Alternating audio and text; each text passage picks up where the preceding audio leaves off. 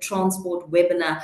Our very exciting topic for this morning is driving localization in the transportation sector of Southern Africa. Very, very important topic.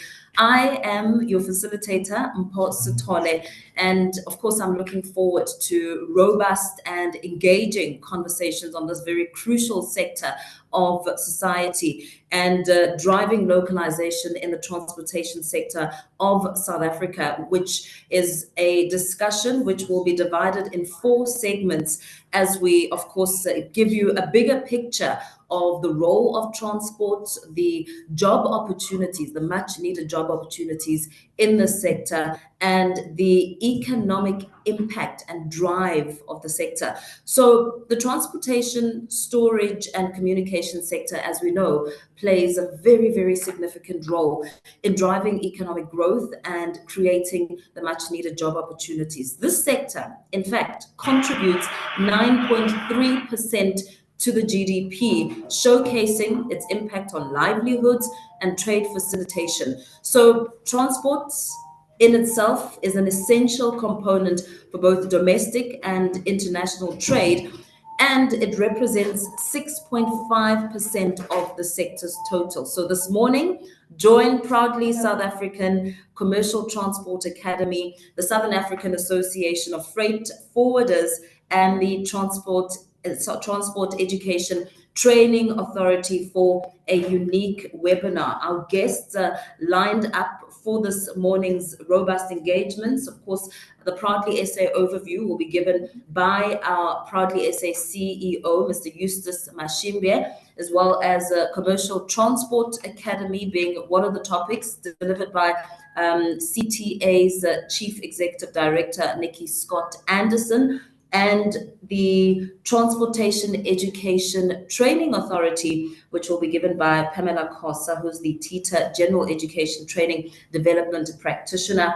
And rounding it off, just towards the end of the day, we'll have the South African Association of Freight Forwarding, Devlin Naidu, talking to us about the benefits and challenges of localizing freight. So really, really exciting morning to look forward to. This is a live webinar which is being streamed across Proudly South African social media pages, Facebook, X, Instagram, LinkedIn, as well as YouTube. So invite your guests, invite the following so that they can also be a part of this very engaging platform. Social media handles on X, it's at Proudly SA, Instagram at proudly.sa, Facebook, Proudly South African. So plenty to look forward to as we get started this morning. I hope that you're ready, you've got your notes and of course your ears, because this is a very important topic. We will, of course, as we go through the morning, starting off with our first guest, who is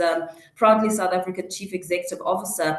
As you know, Proudly South Africa works with the private sectors to promote increased levels of local procurement through supply chain structures and with consumers to change the habits of everyday store and online purchase. Why not buy local? Proudly South Africa's clarion call is buy local to create jobs. And we know creating jobs is a very, very pivotal conversation to expand on as we take a look at the unemployment rate, especially amongst the youth of South Africa. So on that note, let me introduce to you Proudly South African Chief Executive Officer, Mr. Eustace Mashimbe, to give the Proudly South Africa overview. And in terms of a breakdown, Mr. Mashimbe is a qualified financial accountant who studied at the Technikon Northern Gauteng, which is now the Tshwane University of Technology, and the Technikon South Africa,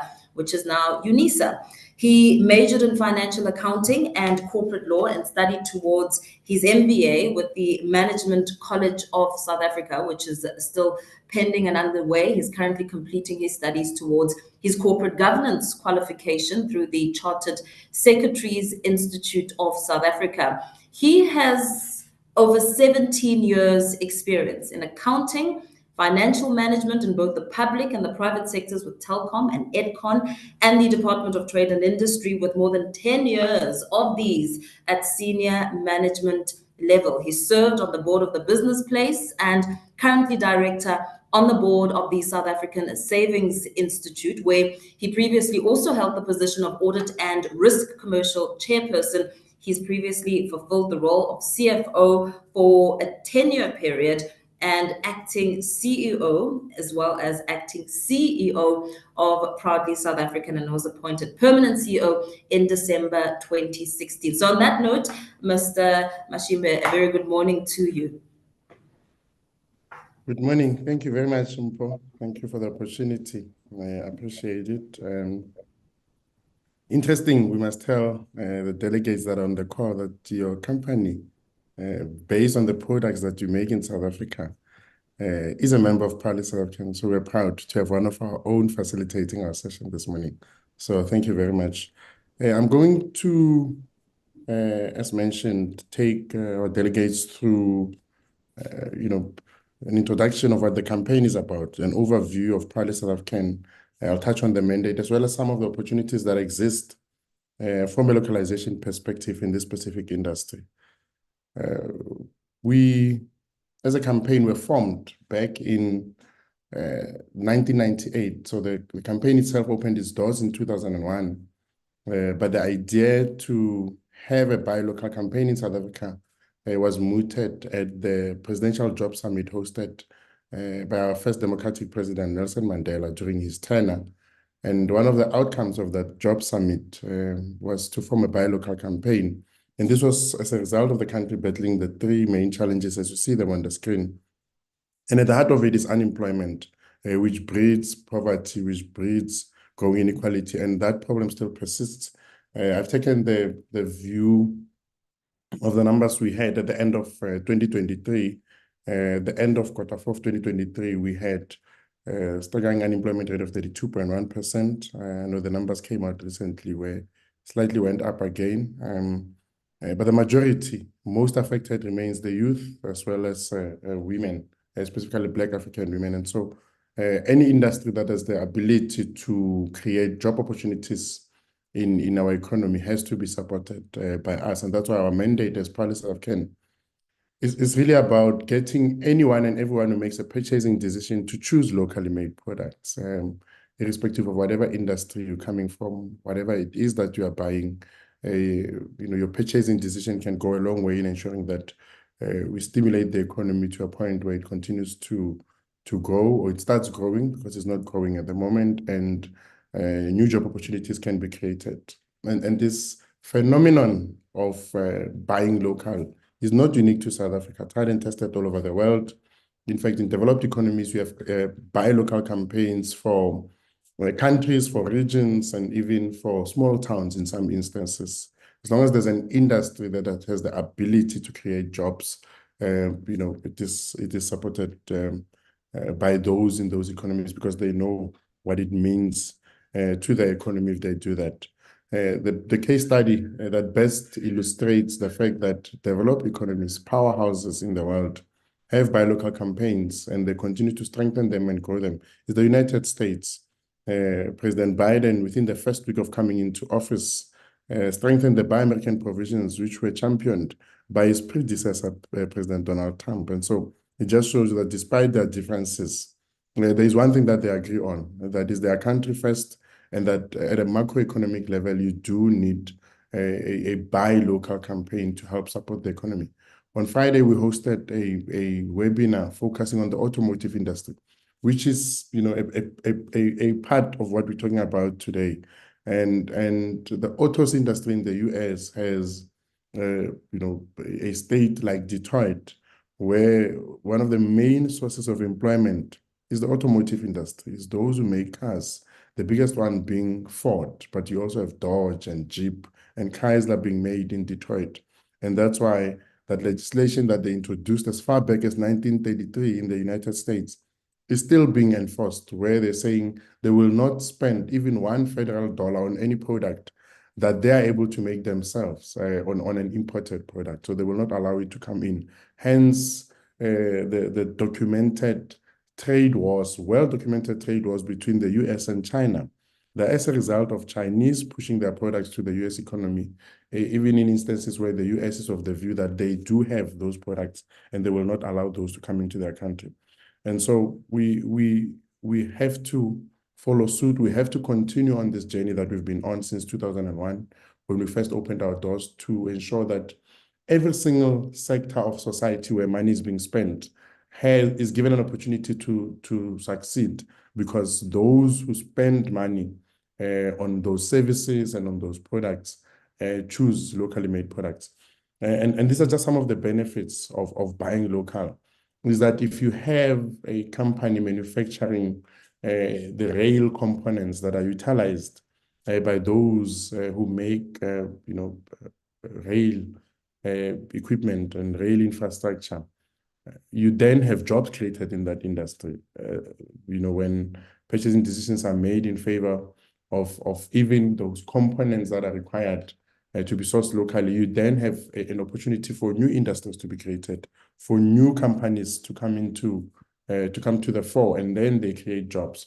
So as demand increases and those who need to meet the demand continue to produce more in order to meet that demand, you then have an opportunity to create jobs. But it then affects the standard of living of those who are employed. We know that in this country, some statisticians tell us that one breadwinner and their income take care of up to 4 to 5 people, in some households. And so as you get more and more of us choosing locally made products and services, and those companies continuing to thrive and continuing to create jobs, the impact extends beyond those who are actually employed and physically employed in those companies. It contributes to the development of the economy. Those who are then employed can acquire skills, especially in this industry, whether you're talking about the manufacturing of buses, the manufacturing of cars, the manufacturing of rail, like I mentioned earlier on. I mean, we saw PRASA launching their new locomotives a couple of weeks ago, and we know that a lot of the components are sourced locally. We commend Transnet Engineering for the work that they've done over the years, where they worked on localizing a lot of the components that then go into the manufacturing of the trains. People like Gibela have been instrumental in ensuring that an industry that we don't think about as a source of employment, and which remains a huge source of employment, just like other manufacturing subsectors, is able to create job opportunities. And so it's important that localization is extended beyond just those industries that are in our faces on a daily basis, like clothing and textile. Because the minute you talk buy local, people think you're talking about things that they consume daily: food, furniture that they sit on daily, clothing and textile, footwear, leather products. But it extends to highly technical products that are going to support at a downstream level people like steel industry. Because to make those components that are utilized by those who supply locomotive manufacturers, they require steel components, as an example. And so that industry then thrives. The chemical industry will then supply things like your adhesives and paints, and then that industry also benefits. And so we need purchasing decisions to be made in favor of locally made products, so that manufacturing, as well as all its subsectors and everyone who's part of that ecosystem and value chain, continues to benefit, so that they can contribute to the growth of the economy.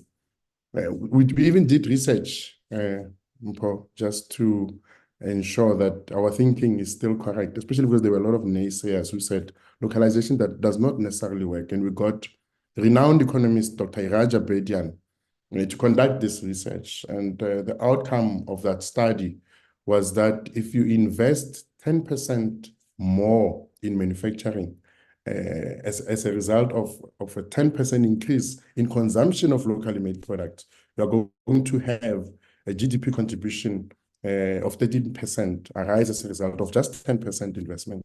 So if you invest 20% more, and because you're consuming 20% more, you then have a higher contribution to the GDP. You have a 9% increase in fiscal revenue that will come from that activity, because government then has more people paying taxes. both at a corporate level with the companies making the products because there's additional income, but also because they employ more people, those people then join the currently very small tax base in relation to the number of people living in this country. And in terms of job creation, which is, the most critical element when you look at all these key economic indicators, in terms of job creation, 10% increase in investment gives you 75,300 new jobs in manufacturing.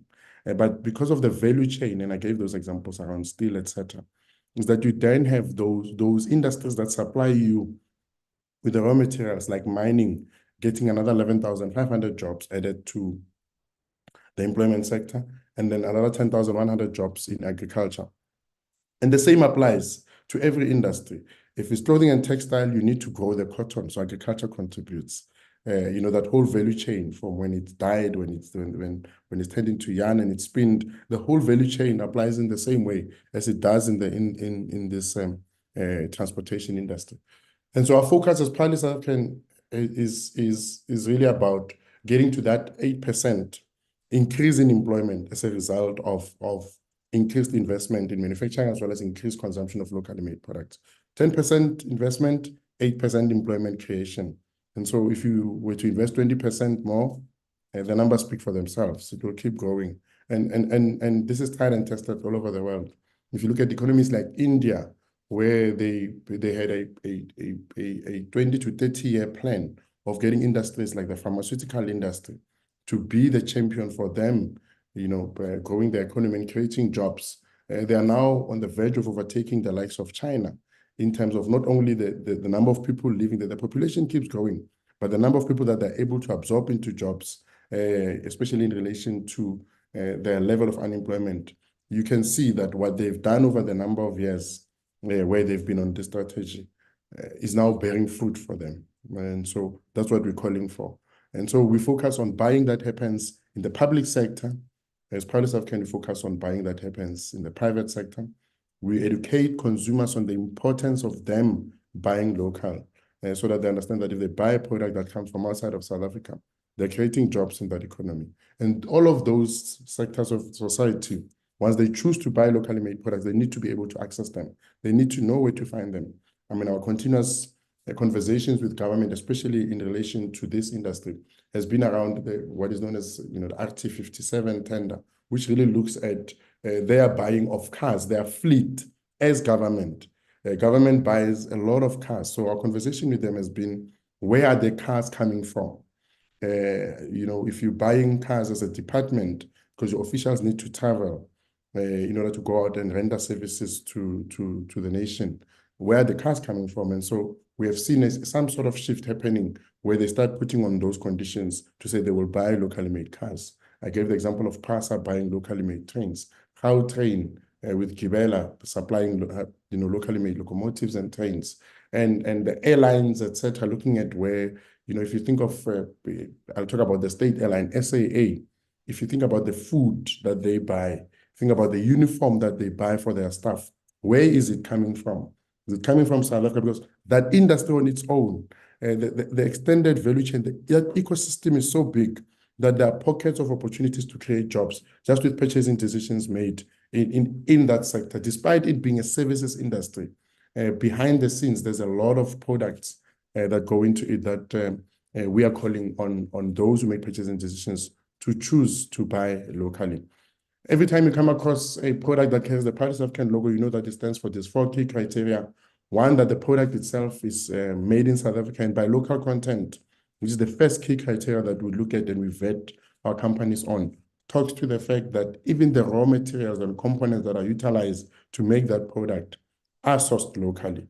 At least 51% or at least 50%, so 51 and above of the cost that you incur as a manufacturer or as a service provider, when doing business must be sourced locally. So in instances where the raw materials and components that you require are not available in the country and you have to bring them in, we do allow you to do so, but we do check before we allow you to do so. We check that they are really not available in the country, and where they are not, we allow you to bring those in. But the threshold of 50% is a non-negotiable. 50% of the cost of you producing the product or rendering the service must be from South Africa. And in that regard, we know that jobs are created. Secondly, the product must be of a high quality nature. If it's an airline, the airline must conform with aviation, requirements. If it's a bus, the bus must have gone through a process that signs off on the fact that, it's safe to transport people. And all the quality standards prescribed for that specific industry will be looked at. The other two are softer issues. Companies that affiliate with us have to demonstrate that they will help us preserve the environment in the course of doing business. And lastly, that they will comply with the labor legislation of the country. And if you think of the business support ecosystem, those who are doing business, ideally want access to funding, to information, to ways in which they can be assisted to increase their productivity, assisted with compliance, with their tax and statutory obligations, with registering their IP and trademarks when they bring new products into the market, such that those are protected. But the most important thing, which is where SAAFF can place, is at the heart of this ecosystem, and that is around access to markets. Members of SAAFF can go through a vetting process. Once we've signed off of their vetting process, they get a chance to use the logo on their products. Because this is largely a services industry, you can use the logo on all your collateral, your website, your letterhead, your business cards, your leaflets and flyers, your advertising material, anywhere where you are going to be able to put the logo such that it tells the consumer instantly that they're about to consume a high quality product or take up a high quality service that has been vetted by SAAFF and which contributes to the creation of jobs. And so we do this in many ways. And I'm not going to spend too much time on this because I'm almost out of time, and I want to play a quick video before I finish. Is that we have looked at ways in which consumers are able to access the products and services they require. E-commerce is one of those. And so we have e-commerce partners. We are also launching our own e-commerce platform. We have portals that we've created where, as a consumer, you can go in onto our website and find companies that you can buy from. Our social media pages, are flooded with a lot of posts from us indicating which products or services you can buy locally. We have portals that we've created for business to business purposes, where as a business person, if you're looking for a specific service, a specific product that is made in South Africa that has been vetted and accredited by SAAFF, you can go into our portals, and we continuously engage the private sector to get them to register on those portals so that they can utilize them for procurement purposes. Like I said, in government, we lobby a lot. Government, including SOEs, so at a national level, at a provincial level, at a municipal level, we lobby state-owned companies and state-owned government departments to buy local. We track tenders for them, and through that process, we are able to ensure that when they make purchasing decisions, they buy locally made products. These are just some of the examples of instances where we've had successes as proudly South African. We've gotten the banks to look at their furniture, their uniform, promotional material and stationery as items that they can buy locally. Same for schools, for private hospitals, in the automotive industry, which is a segment of what we're talking about today. The components that are sourced locally, machinery and uniform, which I've touched on earlier on. But most importantly, the manufacturers that are then getting supported by all of these industries have to in turn themselves look at the components and the raw materials that they buy. And so as I conclude, Program Director, I want to quickly, in this slide, just show you instances, especially in this industry, where you've had automotive sector related products made locally. We go on a drive as part of our advocacy campaign. We go on a drive to ensure that we engage the media, we get them to tell the story, we take them on factory visits, and they showcase the best the country has to offer. So I want to conclude by taking you through a video, the last sector, interestingly, in this video, which is basically our campaign. The video is essentially the campaign that we have been rolling out since the middle of 2023, and it talks to us ensuring that we get this economy to a level where it can absorb jobs, it can create much needed new job opportunities. More than anything, it grows to a point where the next generation can then inherit an economy that can then sustain them and the generations to follow. So let me quickly play the campaign and then I'll conclude. There's a voice that is calling, loudly calling, day by day, the voice of the future. When I started my business, all I wanted was to create jobs and a legacy for the next generation, because I see opportunity when others see impossibility. It all started with a thought and then a seed in the garden, which grew into my very own farm that feeds the whole nation daily. Cotton, silk, and a little bit of treasure, I create masterpieces that give South Africans an identity, comfort, and confidence, because when you look good, you feel good. From the factory workers to the warehouse and then over the seas, I want to show the world what proudly South African looks like. It all started with just some ink on paper and inspiration to bring people together. With my furniture, I now help create spaces that are beautiful, comfortable, and authentic to human light and connection. I've always been driven by curiosity. It fueled my dreams to create automobiles that accelerate our nation into greater possibilities and the beauty of the unknown. I was born into a rainbow nation. My life has been full of colors and mixed flavors. And when I started my bakery, I wanted to share the joy with the world and with South Africans in particular. All I ever dreamt of was to be a bird and fly high. And now I have the wings to help others fulfill their dreams of flying high too. But it can only be a dream until you make it a reality. All they need is your faith, your trust, your loyalty, your appreciation. And most importantly, Your support. because supporting local businesses Helps create jobs And secures our future. South Africa, their future is in your hands. So what are you going to do about it? Be proudly South African. Buy local to create jobs. And you mentioned it earlier on when you started. Our mantra is really buy local to create jobs. If you look at that ad, it touches on many industries that are part of that value chain of this transportation sector. We saw the cars being made. We saw a bakery where they make food that can, be supplied to the aviation companies and the lounges, etc., that all buy food in their course of rendering services. We saw, a fashion designer and a clothing being made. They all buy uniform, whether it's the uniform bought by the bus company, by the car rental agency, it does not matter which part of this industry you're talking about.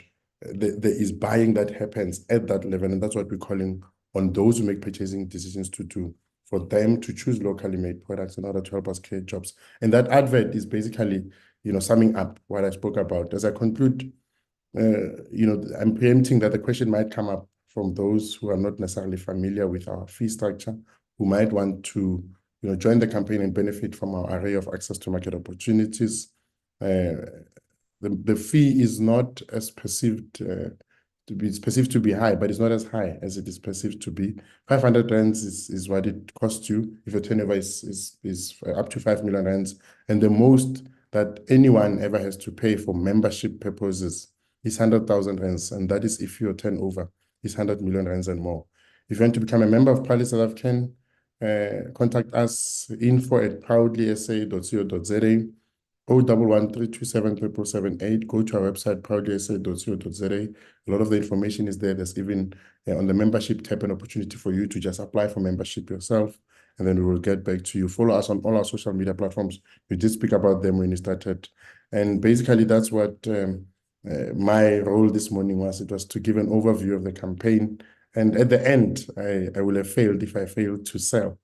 And so my plea is for those who are not members of Proudly South African, join the campaign so that you grow the basket of companies that we can take to industries like this. When we say to them, buy local, we need to have a solid base of companies that we can recommend that will supply different parts of this transportation industry, and ensure that we continue to grow the economy together. Thank you very much.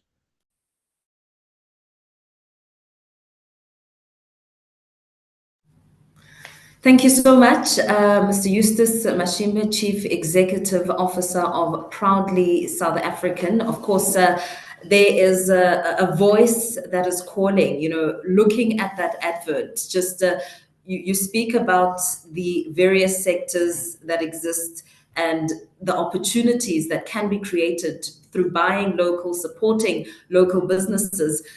I think what really also stood out in that ad is the innocence of a child's voice speaking to the freedom to dream, and really business starts with a dream. So really, really beautiful advert there, just encouraging those who may have a seed planted and not sure how to go about. Proudly South African is really a fantastic opportunity. I must agree with you, being a member myself, just to get that extra encouragement to continue going and seeing the bigger picture of creating jobs. There's nothing more exciting than being part of the ecosystem, creating jobs and much needed jobs. As business, we know, is also a key driver of economic growth and empowerment. And moving to the segment that we'll be touching on next, really speaking to women in business. Eustace, you spoke a little bit about the ripple effect. When one person is employed, how many other people are being backed by that one person who's being employed? And women, we know, their empowerment is key to job creation and the fight against the gender-based violence. So this brings me now to our next speaker, who is Nikki Scott Anderson, Chief Executive Officer of the Commercial Transport Academy. Speaking, of course, to Nikki Scott Anderson, who's a pioneering force in South Africa's trucking scene. She is a dynamic founder and CEO of the Commercial Transport Academy, a serial entrepreneur, and an inspirational international speaker. Joining us next, Nikki, good morning, welcome. Good morning. I can't see my screen at the moment. Am I visible? Yes. Fantastic. Fantastic. And I just want to confirm before I get going, because anyone that knows me knows I can speak forever. 20 minutes. How long have I got? 15 or 20 minutes? 20 minutes. 20 minutes. Okay, thank you so much. Well, let me take it away. Welcome everyone to this really exciting conversation this morning. Eustace, you said it clearly, let's make dreams a reality, and we can do that. What we have achieved as the Commercial Transport Academy, and I'm going to start to share my screen in a very, very, very short time, that we, let me just get this up. Okay, my screen is visible, and the slideshow, and from the beginning. Okay, there we go. So the Commercial Transport Academy has been created out of my background in transport. I was a transport operator for 23 years. I sold my company to a JSE listed organization in 2018, and really invested a huge amount of time and energy completing my master's on the underrepresentation of women in the transport sector, trying to really drill down to understand what those challenges were, what are the barriers that need to be broken in order to allow women to enter the sector. And I could not just do the master's for the sake of a master's. I used my dissertation in then shaping the Commercial Transport Academy and making sure that our focus would be to shift gears in this industry. And I know there's a lot of cliches here, but really what we wanted to be able to do was to create a program that went beyond anything that was currently in South Africa. Now, I know TETA's online at the moment, and TETA has some brilliant programs, skills programs, but we needed something that was going to be quite quick to bring industry together and to bring the stakeholders that we wanted to bring together. So I'm going to take you through a presentation this morning on how we did that and why it is so important, just as we are a proudly South African organization, that we have continued to support and promote Proudly South African, but also for the listeners on the call today, we need to support one another. I don't know how many transporters are here, but I'm pretty sure that after you've heard our presentation, you're going to question why you are not employing more South African female resources in your organization. Perhaps you didn't know that there was an organization that was focusing all its energy and efforts in developing women. So let's take it away. The program we created is called WeWit, which is Women Inspiring Women in Transport. It is very important for me that women no longer sit back and continue just to focus on the glass ceiling phenomenon, that they take charge and take ownership of how their organizations or how their careers are shaped. Knowing that there are real barriers in the industry, we have gone to a huge amount of effort in actually trying to overcome those barriers. And I'm going to show you some of those. So Women Inspiring Women in Transport is about driving successful women. What we looked at, and in 2021, we were contacted by USAID after I had appeared on television with my business partner. And they asked us if they gave us some funds, what would we do with it? And my immediate response was, develop women, and not just one line of a career or an industry, but actually develop women for the entire sector. And Mpho spoke just now about the ecosystem. It was really important from us that we not only looked at developing women truck drivers, but that we looked at developing women entrepreneurs who could be part of the procurement supply chain, that we developed female professionals that could be part of the decision-making process, and that we also looked at developing truck drivers, bus drivers, and couriers.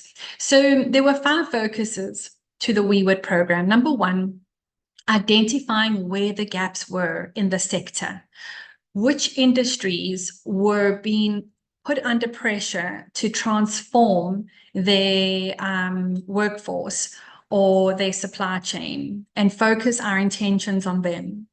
We wanted to create capacity because we were so tired of hearing the same comments, but there's no women. You know, we would employ these women if they were. We would take these women companies on if we could find them. So it was this chicken and egg situation. And we decided that for at least 21 to 2023, we would build capacity. So the program WeWit is developing 770 women from vulnerable communities to become qualified truck drivers, bus drivers, couriers, and now motorcycle drivers. And I think the motorcycle one is a new one, which I will talk about in a future slide, but it's one of mine that I'm really excited about because it's an industry that has a lot of foreigners in its workforce that South Africans can easily move into. We are developing 300 entrepreneurs that are in the transport ecosystem. So they don't necessarily have to be fleet operators. They could supply PPE, as we saw one of the ladies on the video. Whatever the needs are of the transport ecosystem, we would want entrepreneurs in that environment. We are cultivating leaders through the only international diploma available in South Africa that it's international diploma in supply chain, logistics, warehouse, and transport. It's an 8-month diploma. And then one of the big challenges that we had to overcome was this objection around it's not safe, it's not responsible to develop women. So we created a new association called the Safer Stops Association, which is focusing on the national footprint of truck stops in South Africa, rating those truck stops in terms of the services and their safety to both the operator, the driver, the truck, and the load. And then allowing these organizations, if they meet our criteria, not only to utilize our logo with the benefits that come with that, but also to continue adopting constant improvements in their business.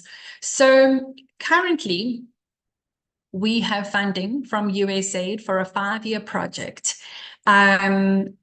Where, as I've said, we're developing women in logistics. And in order to make this possible, we've had to cultivate the most incredible partnerships with the industry. And one of the truck manufacturers that came on board was Mercedes-Benz South Africa. And this year, or actually started last year, but they approached us and said, if we were to award 2 brand new vehicles, in this case, sprinters, what would you do with them? And we said, well, we would love to give them to one of our entrepreneurs who's already in that environment and one truck driver who would want to become an owner. And we created a program which is called the Courier Incubator, where owner operators are developed. So Mercedes-Benz Financial Services allocated 2 1 million rand each vans to the Commercial Transport Academy to allocate to 2 ladies, and 2 ladies were allocated these vehicles. You'll see a picture of one of them later. We then looked at women in the transport sector. While there is a 12-month learnership available, we were finding that it was really hard for women to access a learnership through TETA because they didn't have the minimum criteria and they didn't meet the requirements. So we have a 4-month super intensive 5-day-a-week program where the ladies come in and we pay for them provided they meet our criteria, and the criteria is aligned exactly to what the transport sector needs. But if they meet our criteria, we will pay for them to do their commercial driver's license. That's an investment of around 12 to 14,000. It's funny, in Gauteng, our ladies get their commercial driver's license on their first attempt, and in other provinces, it takes 3 to 4 attempts, and that's what escalates the costs. They do the super intensive soft skills program to help them understand the sector that they're coming into and the needs of the industry, as well as a technical program and a tremendous amount of practical work. But the 4 months wasn't enough. So we then went ahead and approached one of our partners, Harlard, and they created a relationship with the YES program, where our ladies are now going from our program into the YES program, where we manage them and we monitor them and we develop them for a further 12 months in a host environment.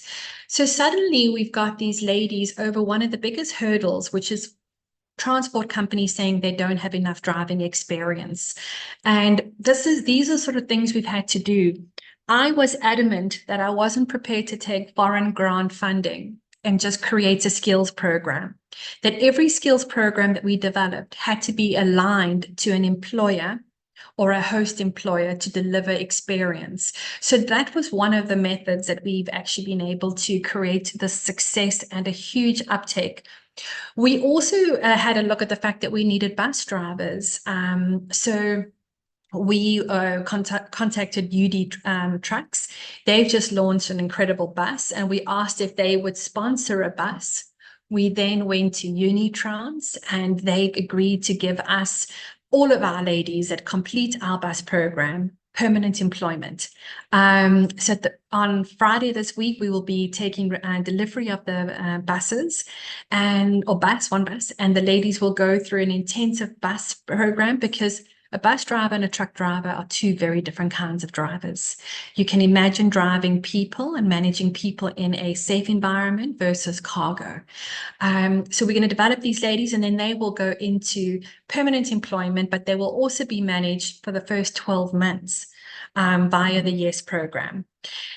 We then, as I said, in terms of our success, we are quite far along. We've developed 548 commercial drivers already, 60 motorbike drivers, 107 professionals, and 207 entrepreneurs. So there is still space within all of these categories for anyone who is online today that would like to enroll or would like to reach out for us to develop a staff.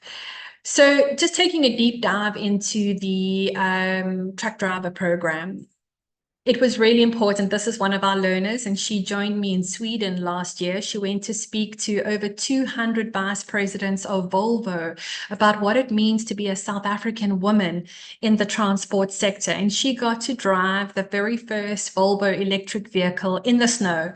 It was an incredible experience for her.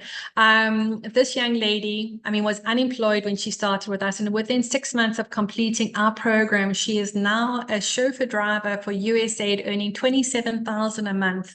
I mean, it's just one of those success stories of being committed and allowing their dream to become a reality. It is a highly technical program. We incorporate a number of the unit standards from the professional certificate of professional driving through TETA. We do a lot of work about what it means to be an ambassador, because these ladies are pioneering in a new industry that has traditionally been male dominated.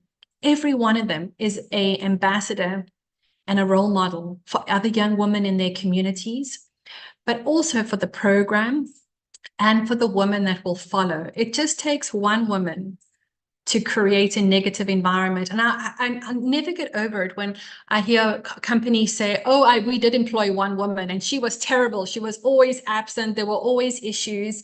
And it's like, how many men did you employ that didn't succeed? And, you know, I think that's the kind of mindset, this unconscious bias that exists in the industry that we've had to overcome. The ladies have to go into the workplace to earn their stripes. They do need to work a little bit harder than men, but the success that we are getting from the industry, some of the big corporates like the One Logics Group have over 83 women in their employment. And we had the MD on a call last week, and he was saying that he never anticipated the bottom line savings to their organization that have resulted from having women drivers that are safer, that are more economical. And I think that, you know, there's a lot more I could tell you about that, but I can't in 20 minutes. This program, or an element of this program, which is specifically where the partner is Volvo Trucks, is called Iron Woman. And currently we are rolling out the Iron Woman program in 6 countries around the world. So it's gone global already. And as of 2 weeks ago, we started the program in Mozambique. I'm really passionate about making sure that this program fills up into the continent. Tanzania is next, Ghana after that, and we'll look at probably Algeria. But it is so important that we start developing the talent in our neighboring countries that travel on South African soil. Once we started the truck driver program, we realized that very often women were only coming onto the program in their 20s, and that was really the first time they were driving. So we felt that one of the ways we could overcome this skills gap and this fear of employing women that had only really taken up the occupation of being a driver in their 20s was to empower the youth. Now, there are 2 bikes on the screen. The first is an electric vehicle, which we are very, very excited to be using. It's a scooter, but it also drives the sustainability of the program and what we're trying to achieve around sustainability. And the one below it is a 3-wheeler, which you will see is being used by SPAAFF for You. This is their delivery vehicle. And we have reached a partnership with the manufacturer, which is a local company in Stellenbosch, Mellow Vans, and we will be supplying them with all their our female drivers that come onto our program. And this vehicle is stunning. It has a windscreen wiper, it is automatic, it has a foot brake, a lot easier to drive than a motorcycle. And we really hope that we will be able to attract the youth. But I can tell you that this has been one of the most challenging programs for us to roll out, because the South African youth is not used to motorcycles. So we're having to educate them that this is a career opportunity where they can earn anything between 8,000 and 12,000 Rand a month.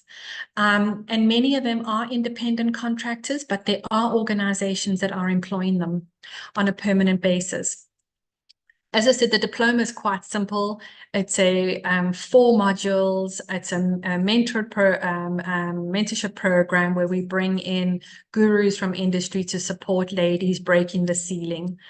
This is our female truck driver down in Cape Town, and you can see her sprinter behind her. All of our entrepreneurs, all 300 of them, have been introduced to Proudly South African. It was really important for us that they became members if they met the criteria of Proudly South African, and Proudly South African also runs a workshop. So we know that there have been, the entrepreneurship environment has almost been killed by the number of people that have tried to run a skills program. We took a very different approach in that what we did is we brought in 20 industry gurus. These are men and women that have been in the industry for 20 plus years each. In fact, it says 18 on the slide, but there's a bit more now. Each of these gurus deliver a module on something very specific to the industry. So it could be like how to handle yourself in social media, how to manage tires. I mean, right across the spectrum. But it's so important. The things that entrepreneurs would have to learn a lesson and pay the price, we wanted them to leapfrog by getting access to gurus. So this guru program is amazing. It's one of a kind in South Africa. And every program, other than the diploma, which has a small co-funding of 15,500 Rand, all the other programs are fully funded by USAID and the South African partners that we work with. Other than the grey area of the Northern Cape and Northwest Province, we are taking students from 7 provinces around South Africa. The program, I see 20 minutes is almost up. Our program has already won 6 business awards, and it's only been going since 2021. And I'm incredibly proud of that. I think it talks to the quality of the service, but also talks to the fact that the Commercial Transport Academy is highly focused on the UN Sustainable Development Goals. And we believe that this is a responsibility of every organization. And Mpho, if I could ask to you guys that this becomes really something that is driven by Proudly South African, because as a country, we need to embrace the UN Sustainability Goals, because they not only do they talk to gender equality, but fair employment and all the other good things that we should be focusing on as organizations. So finishing off, every program that I have spoken about today has a huge element around gender-based violence. And I think that this has become our focus, in that if we can employ women, if you listening to this call today can take one of our students, one of our qualified students, and you will put them through your driver trainers and you will be able to assess them. You will be able to take a woman that may be in an environment that she has no other way of escaping other than through employment. So I'm going to end it there. I have so much more to say. Please reach out to us, find us on the social media handles. And I also have to log out because I have USAID visiting, but my business partner is online and she will answer any questions later on. Mpho, thank you so much. Thank you very much, Nikki Scott Anderson, Chief Executive Director of Commercial Transport Academy. Really, really phenomenal platform. You're really breaking the ceiling, not only by creating jobs, Nikki, but breaking stereotypes, barriers, and the real barriers in a male-dominated industry. And of course, going a long way in changing perceptions. I like the part as you rounded off, speaking about the importance and the dignity that a job brings to a woman, more so in the face of GBV, which President Cyril Ramaphosa has called the second pandemic. So excellent job, very inspirational indeed, as we continue our discussion, of course, around the transport sector. Let's thank you for that contribution.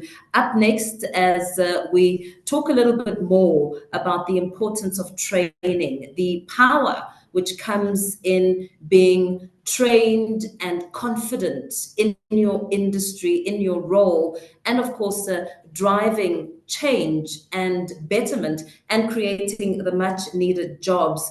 The next speaker is Pamela Khosa, who is going to speak a little bit more about the importance of training and upskilling the workforce, job creation, and the impact of localization on employment in transportation. Pamela Khosa is a seasoned skills development practitioner with over a decade of experience in managing various skills development projects across numerous organizations in the country. She's based in Polokwane. She established herself as a leader in education and training development. Pamela, good morning. Welcome.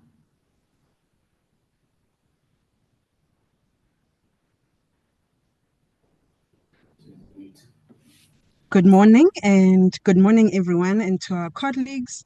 Thank you very much for this platform that you have awarded Transport SETA in terms of sharing what Transport SETA is about, and also getting to garner more support, especially in terms of localization when it comes to skills development and training needs.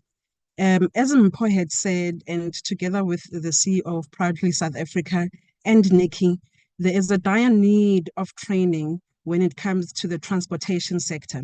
So before I actually delve into what training is about and the importance and the impact of it, let me just give you a quick overview of who Transport SETA is. You will let me know if you can see my screen. Yes, we can. All right, thank you. All right, let me just quickly stop sharing and share again. So while I'm busy maneuvering with the presentation, in terms of TETA, we are one of the 21 SETAs that are present within the South African landscape when it comes to training authorities. And what it means is that our main mandate is to actually upskill the workforce.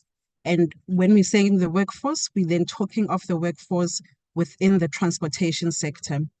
I seem to just be having a bit of a challenge with moving my slide. If you can just give me 2 seconds. Okay, let me do this. Mpho, can I then just quickly share the presentation with you while I am talking through? Yeah, sure. And then, yeah, we'll be able to then just move it through. So as I was indicating, that TETA is one of the 21 SETAs. And now when it comes to SETAs, our main mandate is training. Now, if you're asking yourself what Transport SETA is about, the Transport SETA, we've got about 8 chambers that is broken into. So if we talk of the 8 chambers, we are talking of the forwarding and clearing chamber. That is the chamber that is predominantly active within your couriers, within your warehousing, your customs compliance. That is our courier, our forwarding and clearing chamber. Then we have another chamber that we call the maritime chamber. And with that maritime chamber, it is predominantly then based in the Western Cape, and it deals with anything that has to do with maritime sector. So if we look at our shipping containers, if we look at our navies, such as diving, such as also your shipping agencies, that is our maritime chamber. Then moving to the maritime chamber to another chamber, then we're moving to the taxi chamber. So with regards to the taxi chamber, we then have our big taxi associations. So if you may understand how SETAs work, is that we are linked to the companies that pay levies. And now those companies would then pay levies, and then once paying levies, would then be able to then take that levy amount, which is a certain percentage, and then convert it into ensuring that the workforce is ultimately trained. Then from the taxi chamber, we then move over to the freight forwarding. The freight forwarding chamber, which is also a chamber which is based as well within within our KZN office, and also predominantly working with our freight forwarders. So if we're looking at your big trucking haul companies, that is our freight forwarding chamber. Then from there on, we move to our aerospace chamber. Then from the aerospace chamber, that chamber is also based as well within the head office, but also has a footprint in the Northern Cape. So in terms of our national footprint, we've got national footprint across the entire country, but we've got 5 offices where we've got our brick and mortar, and those 5 offices are based in Gauteng, which is where our head office is. They're also based as well in Limpopo, as Mpho had indicated that I'm based in Limpopo. We also have physical offices in Mpumalanga, and we also have physical offices as well in KZN together with the Western Cape. So in terms of the national footprint, we really do spread right across in terms of accessibility. Now, when we tap into localization, When we tap into localization, the SETA is very determined to ensure that we work together with our local TVET colleges, or shall I say our higher education institutions. And with those higher education institutions, this is where we then garner to then say, in terms of delivering the skills in the province, can we then work together with those institutions to deliver certain programs that we have as TETA? And then those certain programs would be able to then ensure that the learners are able to be actually exposed to those programs. You can just indicate if you can see my screen. Yes, we can see it. Thank you. So in terms of the TVET colleges, we've got approximately about 51 TVET colleges, and the predominant skill that comes right through all the TVET colleges, you can see is either your NCV in transport and logistics, or either your transport and logistics qualification. We also have in terms of the transport as well, we also have your transport and logistics, which is what I indicated. So now these skills are predominantly found within TVET colleges to ensure that we're able to then allow our unemployed youth, we're able to allow our employed learners as well to be able to access training. Nikki did indicate earlier on to say that we find ourselves that, when it comes to training, there's certain skills programs that don't align to what the industry requires. And that's where we have private training providers, which are now called the SDPs, your skills development providers.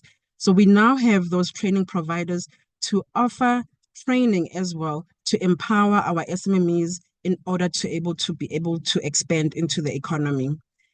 So the earlier slides had shown your TVET colleges, and in terms of TVET colleges, they were offering specific training programs.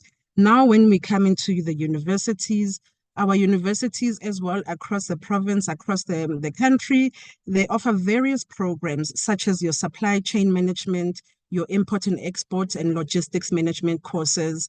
Then they can move into your BCom for supply chain management, also into your advanced diploma, together with your diploma in logistics. And what is key about this is that one of the mandates as well for a SETA is that the manner in which we deliver our training is either through bursaries, it's either through skills programs, either through learnerships, or either through internships. And now these then are accessible to our learners. So when we talk of universities, predominantly it is the bursaries that they would tap into.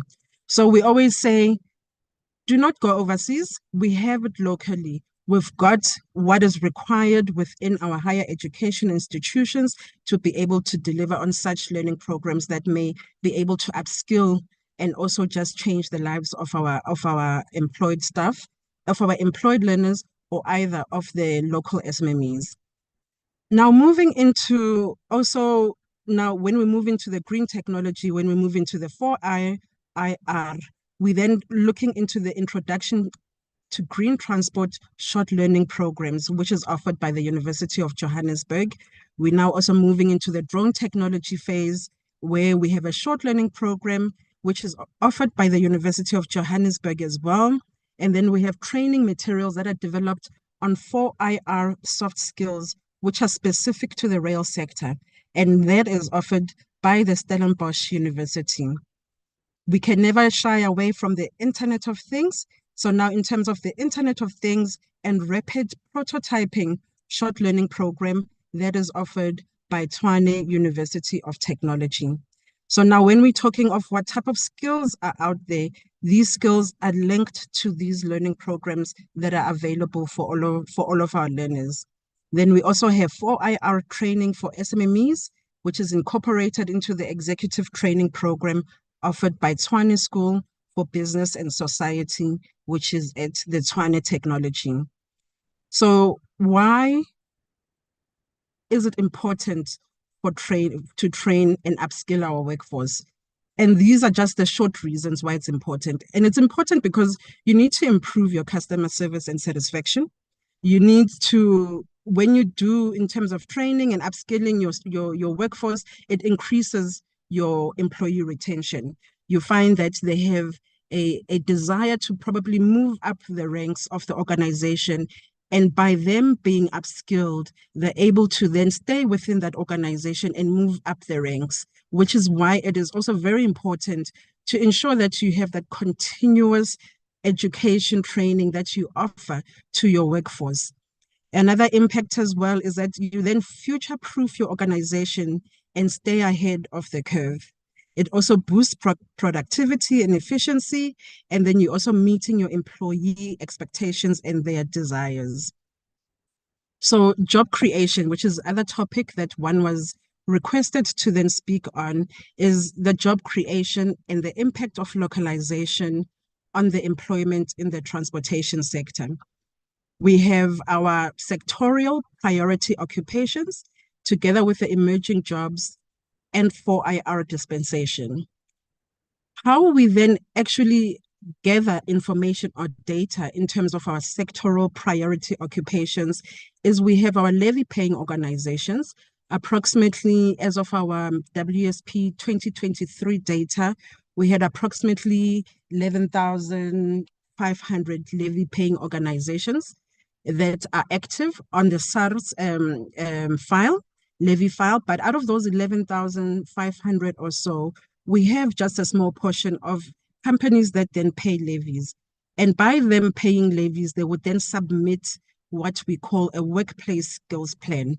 And that skills plan then gives us an indication as a SETA to be able to then identify the occupations and the availability of jobs that are scarce or that are scarce and critical. So in terms of the occupations that we have then identified through then going through all that data that was submitted through the WSPs, these are now the sectorial occupations that we have. So we've got our truck driver, we've got our delivery driver, which is motorcycle, we've got our fish or seaboard packer, we also have our diesel mechanic, our aeroplane pilot, our shipmaster, our transport clerk, the deckhand, stock clerk, and fishing hand. So these are the sectorial occupations that we have within TETA. And now moving on to also the occupations that we find that we are 4IR related, my apologies. Our 4IR related, which is the jobs that are in demand within the transport sector, and we are still keeping localized, is obviously the autonomous vehicle operator technician. We also have a job that is in high demand, which is the electric vehicle technician, your urban mobility specialist, your transportation security specialist, your logistics coordinator for e-commerce, your drone operator, your data analyst or transportation planner, sustainable transport specialist, your smart traffic management engineer, your transportation IoT Internet of Things specialists. So these are the jobs that are high in demand when it comes to the 4IR. So in terms of then making sure that we have an impact, you then may be asking yourself to say, how do we as a SETA measure the impact of the training and whether that training is actually impactful in terms of changing the lives of our SMMEs or changing the lives of our learners as well? We also have a research unit, and that research unit conducts what we call our impact studies or our tracer studies. And then what they would do is they would go into the field and then gather evidence from the learners that we have trained, whether it's employed or whether it's unemployed. And the key tracer study findings that were found from the group that was trained between 2016 and 2017 or in the 2018-2019 financial year, the key findings find that approximately 22% of women who are beneficiaries are actually appearing to secure employment following the completion of their training, which is great because it also links up to Nikki's statement to say that women, they change lives and they seem to be securing more employment. And then conversely, men seemed to have been more frequently employed at that time of the survey, which is about 56%, and did not encounter significant shifts or alterations in employment status after completing the training. So this is where it also shows that that window to say, let us then give more effort into ensuring that we train and we also make sure that we give access to women in terms of the transportation sector, because it definitely does move further into their lives and they're able to secure employment. Then another tracking study that we did, which was based on the workplace-based learning programs, is that following the completion of the internship program, there was about a 33% upsurge in employment. So this is where we take our learners who would have then completed their tertiary qualifications and we expose them by giving them a 12-month opportunity to be placed in a workplace for them to gain workplace experience. And the outcome of that, which is what we want to have, is for them to become employed. So that program actually then does bear fruit as well. And the employment increased by 31% for the beneficiaries of apprenticeship programs after completion. As you may know, our apprenticeship programs, we're talking perhaps of diesel mechanic, which is one of the key qualifications or occupations that is still a high in demand occupation. Then we were tracking the workplace-based learning program beneficiaries enrolled in the 2017 and 2018 financial year. So these are the beneficiaries that would have then completed and concluded the learnership program.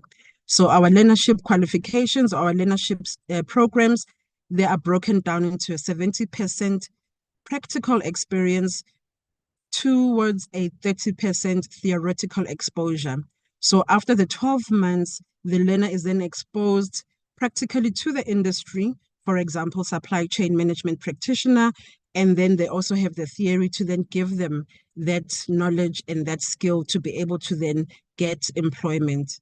So after they had then gone through the learnership program, there was a 44% rise in employment among the unemployed learnership beneficiaries. So this is in a nutshell to give you the importance of why it is important to actually train and upskill your workforce. Ultimately, we want to work towards alleviating the social ills of the country, and through us having a framework where we deliver our training programs, we're able to be impactful and ensure that the learners and the beneficiaries successfully then secure jobs and employment to then actually improve either the work status by moving up or improve their living conditions. Thank you very much. This is just a brief. We've got so much more to share, but I think Mpho and as CEO, maybe perhaps we need to just add in a bit more time so that we can really delve in and give more information about all that TETA has to offer. Thank you very much. Back to you, Program Director. Thank you so much, Pamela Khosa. Of course, I'm hoping that through the question and Q&A session, we'll be able to expand a little bit more on what your offering is, but indeed, highly imperative to continue to plan and strategize in the face of the fourth industrial revolution. I mean, you're speaking about jobs of the future, which are jobs of the now. I mean, you talk about an electric vehicle technician. Those are jobs that are currently in demand and jobs of the now. So staying ahead of the curve as well and proofing one's organization, highly crucial, because when you boost productivity and efficiency, the economy grows, jobs are created, which is a win-win situation. So thank you very much. Hoping to expand there in the Q&A session. My next guest, but before I get to our next speaker, let me remind you to continue to engage with us on our social media pages. This is a live webinar, as you know, which is being streamed across proudly South African social media pages, Facebook, X, Instagram, LinkedIn, and YouTube. Social media handles, in case you want to pass on to someone who may benefit from this webinar. X is @ProudlySA, Instagram @proudly.sa, Facebook proudly South African. So engage with us and remain in the know. But we talk now and expand a little bit more on this discussion as we speak to Devlin Naidu, who is our next speaker, the executive of SAAFF, OGA and AEO, and really just honing in on the logistics services. A little bit about Devlin Naidu, an admitted chartered member of the Chartered Institutes of Logistics and Transport, dedicated professional, passionate about education, compliance, youth empowerment, academics, and the facilitation of legitimate trade for the benefit of the South African incorporation. Prior to his current role, Devlin served as head of department for customs at a privately held institution. But let's bring Devlin to the podium. Welcome. Good morning. Good morning, Mpho. Thank you very much for the kind introduction, and thank you to you and the Proudly South African constituents for this opportunity. I look forward to engaging and taking questions during the Q&A session. So before I start, I think in the bio that you read, you mentioned youth empowerment. The youth of today are the leaders of tomorrow. And we are quite blessed in South Africa and on the African continent to have the youngest population in the world. And the youth invariably are one of the most important resources that any sovereign can own. And I believe, as a representative of the Southern African Association of Freight Forwarders and as a citizen of SA Inc., there's one commonality that unites all of us. And before I start the presentation, if I can ask all the colleagues, and perhaps maybe Mpho, you can indulge me a little, is that if you raise your right hand and you place it over the left side of your body, you should be able to feel your heartbeat, right? If we don't feel the heartbeat, then we've got a problem. But supply chain is like the heartbeat to the economy. It drives the economy and it creates jobs. It creates employment for the youth, women, and persons with disabilities. And just as the heart pumps blood to the rest of the body and allows the body to survive, so too is the supply chain, the heartbeat of the economy of SA Inc. So I will focus on driving localization in the transportation sector of South Africa. And also on slide, I think it's slide 14 or 15, there is a special gesture or commitment that we would like to make today on this platform to support the unemployed graduates in getting them into the industry. I believe that when you're able to create one job and touch one life, the multiplier effect is that you impact at least 10 people. And so this is what we want to do. We want to make a tangible difference through the authority entrusted in us by our members. So logistics is the science of process and the art of problem solving. It is about balancing cost efficiency and customer satisfaction in a constantly changing environment. So to the aspiring logisticians on this platform, each of you have a role to play in the supply chain. And the central message or the central theme of the supply chain is a logistics network. If you do not have an intact logistics network, you cannot get goods from production to consumer. And so if we look at freight forwarding, that is the mandate of the Southern African Association of Freight Forwarders.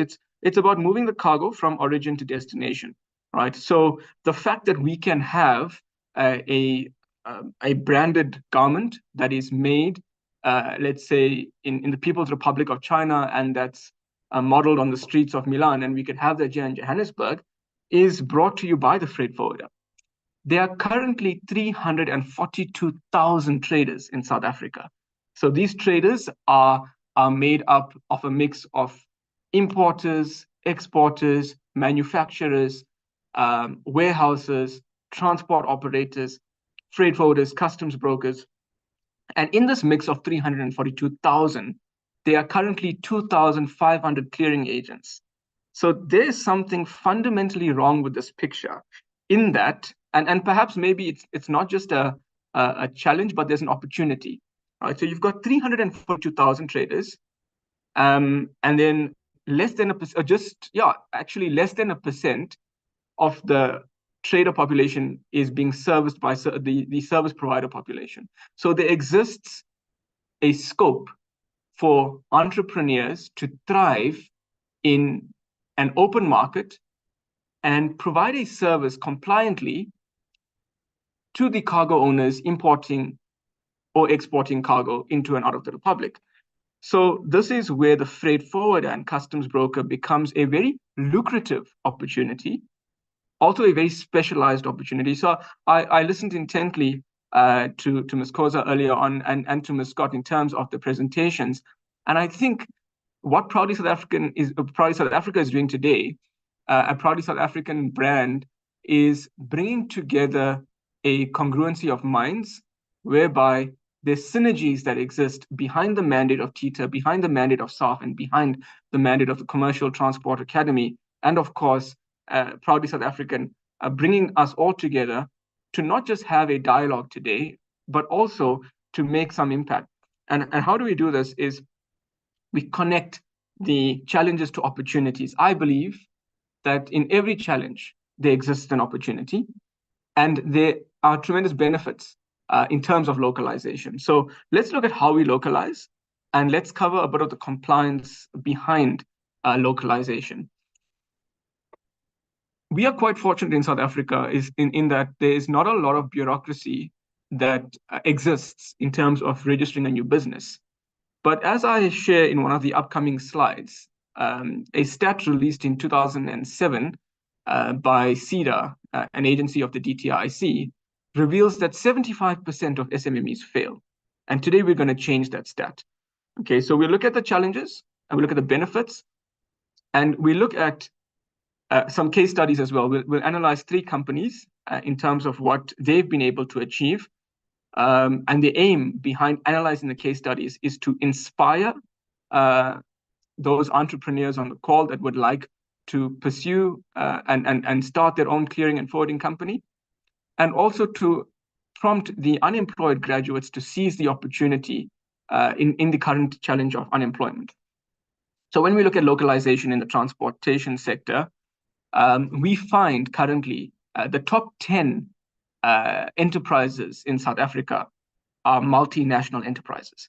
And whilst these enterprises do create employment opportunities for unemployed youth, women, and persons with disabilities, I believe we can catalyze this by through policy framework at a macro level. So we look at policies that make it mandatory to increase the number of youth that are employed across all levels of the business. And it has to be done obviously responsibly. And that's where the training comes in. So you have a work integrated framework so that you prepare the unemployed youth, person with disability, or woman with the best opportunity for success. You equip them with every possibility to succeed. And that's what we want to do. That's what we need to do. And so if we can summarize, success rises and falls on leadership. So if you've got strong leaders at the helm, you would be able to see what we are seeing today as an example with this webinar. So again, a testament to the leadership of Proudly South Africa, Proudly South African, and the leadership of the respective associations on the call. So we've got a shared infrastructure. We've got 3 main modalities. It's air, ocean, and land. You've also got pipeline to a lesser extent for specialized conveyance of cargo. And then we've got a demonstrated capacity. South Africa has a sui generis location in terms of being at the southernmost tip of the African continent. If you look at the Port of Cape Town, Port of Durban on the east coast, you've got Richards Bay on the northeast coast, and then of course Saldanha Bay on the northwest coast. We have 8 commercial ports, and we've got 9 ports in totality. The Port of Durban is the 9th largest in the world, the busiest on the African continent. So we have a perfect location, a very unique location that affords us the opportunity to be the gateway to Africa. And so this in itself geographically positions South African businesses to thrive. Having a look at some stats, hopefully this does inspire you to take the leap of faith and we'll walk the journey together. We're here to hold hands and work as a collective in unionism with the collaboration of organized business, organized labor, and community and government. So in the month of April, we exported 169 billion, 525 million, 68,864 rand, and we imported for 159 billion, 56 million, 686,933 rand, leaving us with a trade surplus of 10 billion, 468 million, 381,931 rand. Now, this is phenomenal when we look at the role of freight forwarding in terms of localization, and I'll cover some case studies in the upcoming slide. But there's a niche market that we focus on in terms of exports. We export a lot of our precious metals and stones. We also export a lot of the vehicles and transport equipment manufactured in South Africa, so proudly South African. And I think you can hear the passion in our voices as our hearts beat faster in supporting the supply chain, that you have companies set up in South Africa that are producing for international brands. And that makes all of us proud as South Africans. We've also got a lot of the machinery and electronics, and I believe now that we should advocate for not just international brands, but proudly South African brands, because you've got the capacity, you've got the skill set, you've got the capability in terms of the manufacturing sector, and we need to drive and own the local brand. I think about an international freight forwarder, I'm not going to mention the name, but a group of gentlemen got together about 40 years ago in an overseas location. And with one truck, they began a business that is today employing over 22,000 individuals. And they have they have a jurisdiction, or they have operations in over 180 countries. And I think this can be South Africa, because there are South African companies that are thriving in the freight forwarding industry, but have partnered with agents overseas and not necessarily set up their businesses to trade in those locations. So in terms of our commodities, of course, there is a huge amount of potential. As mentioned, we've got on average, let's say, as we speak, a vessel calling at the port of Durban, DCT, that has 4,000 containers on board. So and then you multiply that by 5 to 20,000 containers a week, 80,000 containers a month, right? Just in terms of the potential and the capacity that exists in the industry. Yes, it is a shared infrastructure. So extended role plays in supply chain, transporters, customs brokers, freight forwarders, warehouses, all share the same infrastructure. It is provided for and maintained in collaboration with government. And we're beginning to see more and more the willingness of collaboration that exists between the private sector and government. And this is what it is. We've got a common objective, which is the economy of SA Inc. So we look at the logistics flow. I think there's some numbers to put to it. We've got a total of 7,464 24 equivalent units that move every day across the NAT core line between KwaZulu-Natal and Gauteng. We've got also, if you look at the coal line, 159,178 tons per day and 149,315 tons per day on the Saldanha iron ore line from Sishen down to Saldanha Bay. And of course, the fruit and wine industry in the Western Cape, and of course, clothing, textile, footwear, and leather industry, very strong there. Durban, of course, is servicing the more complex economy, not the simple economy. In other words, it's not the bulk cargo, but it's a large contingent of containerized cargo that is made up of a number of manufactured items, either being exported from or imported into South Africa. So as mentioned earlier, the three main modalities are the ocean modality, the land, which is rail and road, and of course the air modality.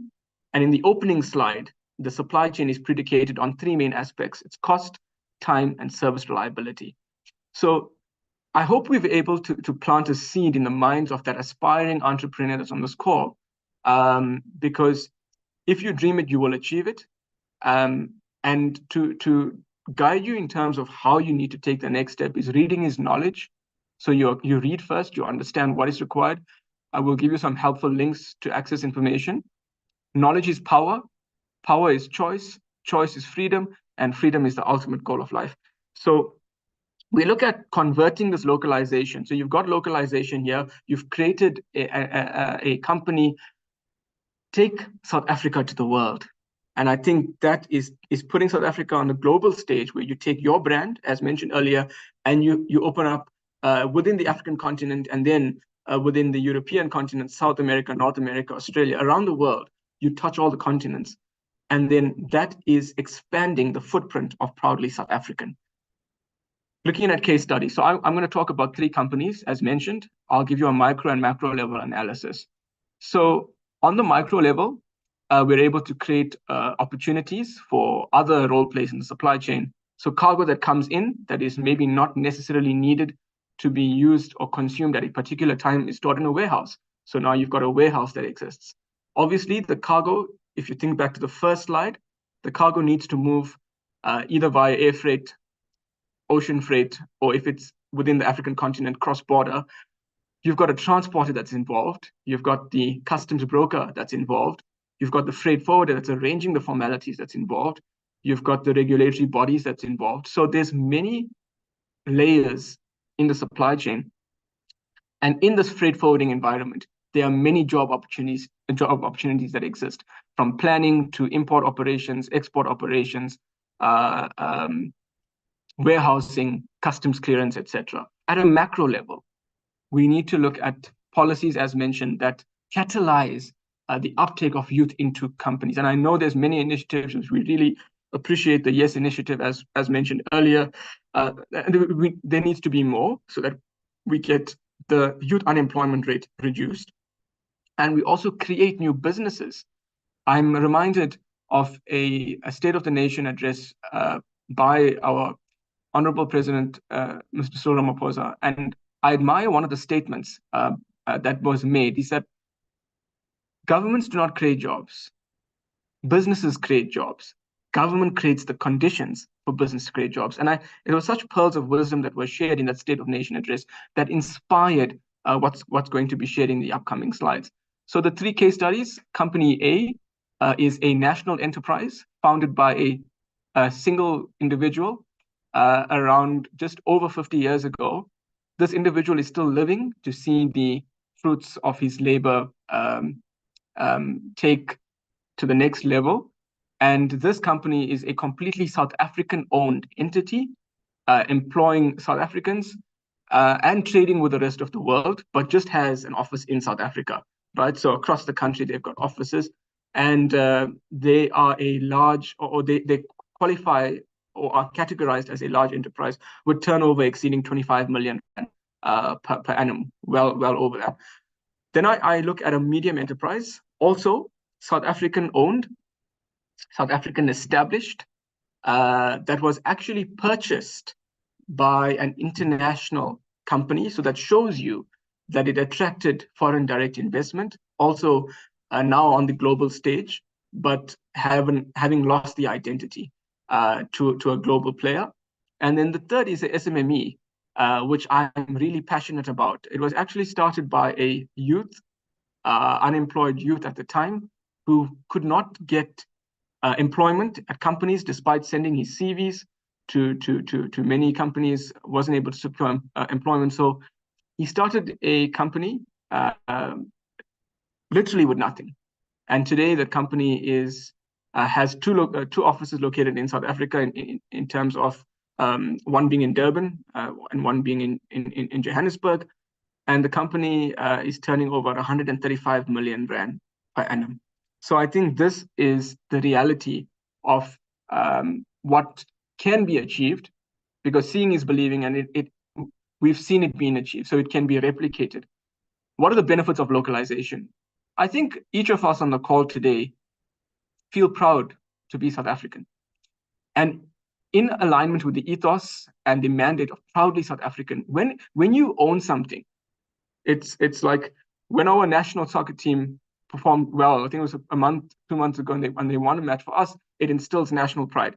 So when you have a localization, there's a cadence of accountability. There's also market favorability. You are more likely to trust a South African-owned enterprise than you would, as an example, a global multinational enterprise. a South African success story. I think which of us on the call does not like a good South African success story? Okay, I know there's a famous platform you mentioned earlier, Paul, that we still claim that as a famous South African success story, or the individual that purchased that platform. And so South Africans have phenomenal potential. I think about the first heart transplant. I think about our democracy. I think about our former leader, a personal role model, Nelson Rolihlahla Mandela, who really achieved what the world thought would be impossible. But South Africans proved otherwise. I think about the 2010 FIFA World Cup.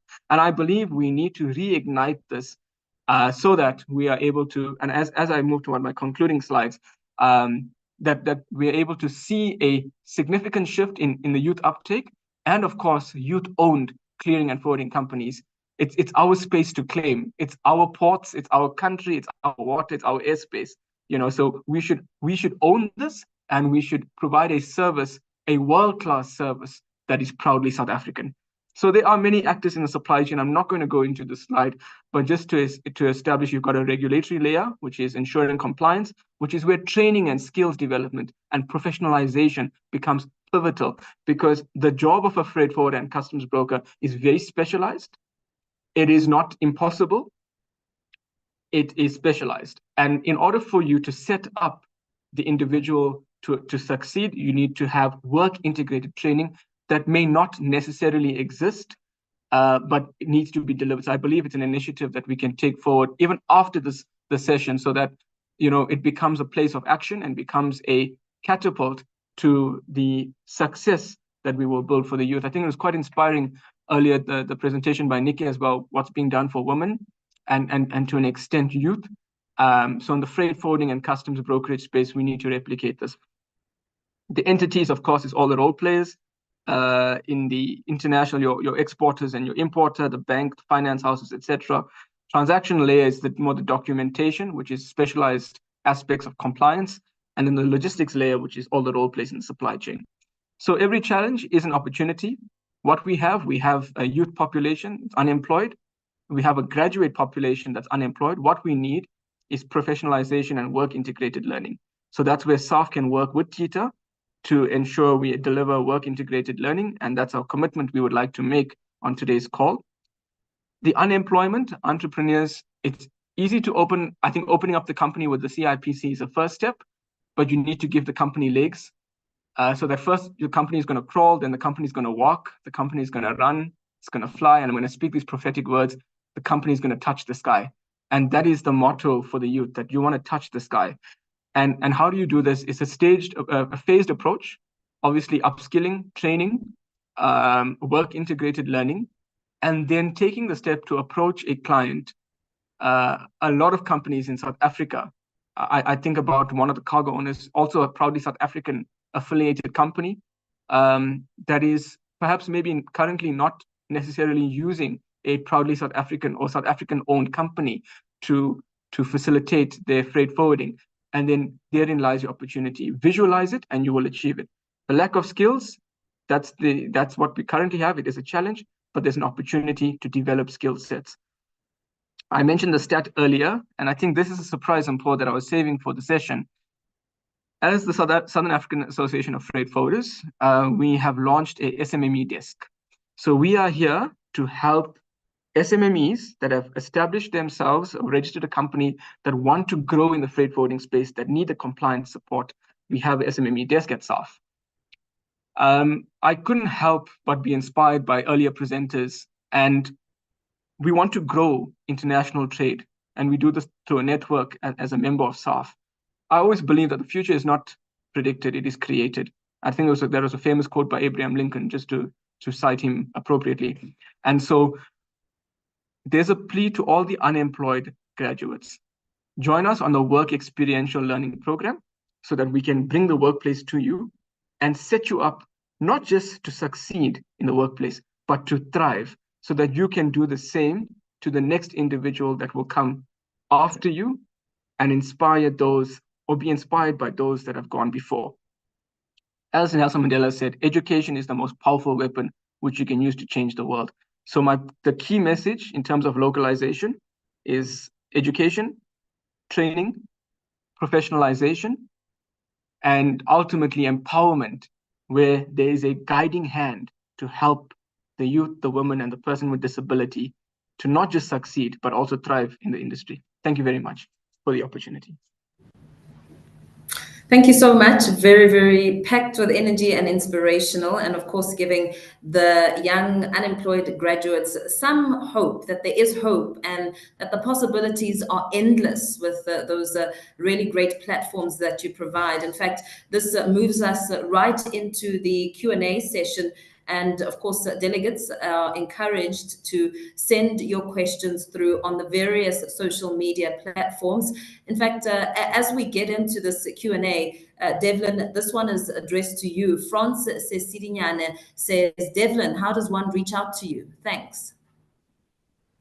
Thanks very much for the question, Impo. So I'm more than willing for Proudly South African to share my details with France and others that seek the assistance.